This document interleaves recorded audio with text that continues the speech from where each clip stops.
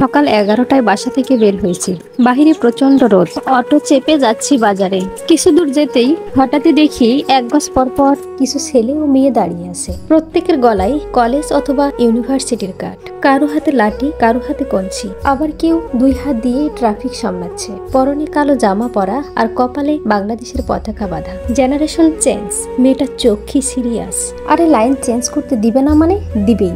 আরো গভীরভাবে লক্ষ্য করলাম প্রত্যেকটি যানবাহনের ড্রাইভার শুধু কথা শুনতেছে তাই না, তারা আমাদের বাচ্চাদের ট্রাফিক নিয়ন্ত্রণে বেশ সন্তুষ্ট। এখন আর ট্রাফিক পুলিশকে অকারণে টাকা দেওয়া লাগছে না এবং অযথা সব রকম হয়রানি বন্ধ। নিয়ম মেনে চলার কারণে এখন রাস্তায় আর কোনো জ্যাম নেই। তারা অযথা কাউকে যেখানে সেখানে গাড়ি পার্ক করতে দিচ্ছে না। কেন করছে তারা এসব? কি লাভ এসব করে? তাদের এসব দেখে এবং ভাবতে ভাবতে আমি ভুলেই গেছিলাম সিএনজি থেকে নামতে হবে।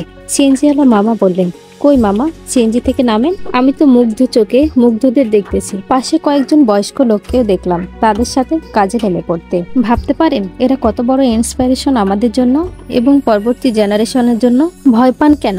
একটু আশাবাদী হন। ওরা আমাদের আস্থা জুগিয়েছে, আশাবাদী হতে শিখিয়েছে। নিজের জায়গা থেকে একটু আরামায়েশ ও সুবিধা বিসর্জন দেন। ওদেরকে নিয়ে অনুপ্রেরণার কথা লেখেন। কে জানে আপনার একটা পজিটিভ লাইন, দুইটা আশা জাগানো কথা হয়তো 10টা মানুষের ভয়কে জয় করতে সাহায্য করবে। আপনার ছোট ভাই বোনকে হাতে একটা লাঠি দিয়ে ওদের কাছে পাঠিয়ে দিন। অন্তত একটা দিন ওদের সাথে চা বিস্কুট খেয়ে কাঁধে কাঁধ মিলিয়ে কাজ করুক। এতে কি হবে জানেন? আপনাকে আর আলাদা করে দেশপ্রেম শেখাতে হবে না।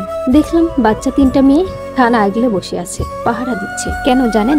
নিজেকে প্রশ্ন করছেন? আপনাদের অনেককেই দেখলাম এই সব কিছু নিয়ে আপনারা বাজে মন্তব্য করতেছেন, ভিডিও বানাতে দিচ্ছেন না, কাউকে কিছু লিখতে দিচ্ছেন না, চারপাশের পরিবেশ নিয়ে আপনারা উপহাস করতেছেন। মনে রাখবেন, পৃথিবীর সব মানুষ এক না, সবাই সাহসী হয় না। ভয়কে জয় করে তারাও কিছু লিখুক। আমাদের ভাই বোন যদি আরো একটু সাহস পায়। সম্প্রতি কোটা আন্দোলনকে কেন্দ্র করে দেশে এক নতুন ইতিহাসের সূচনা হয়েছে। জানি না আমাদের ভবিষ্যতে কি আছে বা কি হতে যাচ্ছে, তবে আর যাই হোক না কেন আমাদের দেশ সুস্থ স্বাভাবিক থাকুক। সবসময় মন থেকে এটাই কামনা করি। হয়তো বাইরে যেতে পারি না, তাদের মতো কাজ করতে পারি না, কিন্তু আমাদের যে ভাই বোনেরা দিনরাত অক্লান্ত পরিশ্রম করে আমাদেরকে একটা সুস্থ স্বাভাবিক পরিবেশ দিচ্ছে, তাদের দেখেও তো কিছুটা শিক্ষা নেওয়া প্রয়োজন আমাদের। তাদের সাথে কাঁধে কাঁধ মিলিয়ে হাজারো হাজার মানুষ কাজ করতেছে। এই যে আজকে চারপাশের পরিবেশ নিয়ে এ মনে হাজারো প্রশ্ন জেগে উঠেছে। অনেক কিছুই বলতে চাই, কিছুই বলা হয়ে ওঠে না।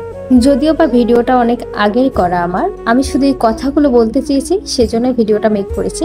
তবে আশা করছি ভিডিওর কথাগুলো মনোযোগ দিয়ে শুনবেন এবং আজকের দিনের এই পরিস্থিতিকে উপলব্ধি করেন। সবাই ভালো থাকবেন। Tata, take care.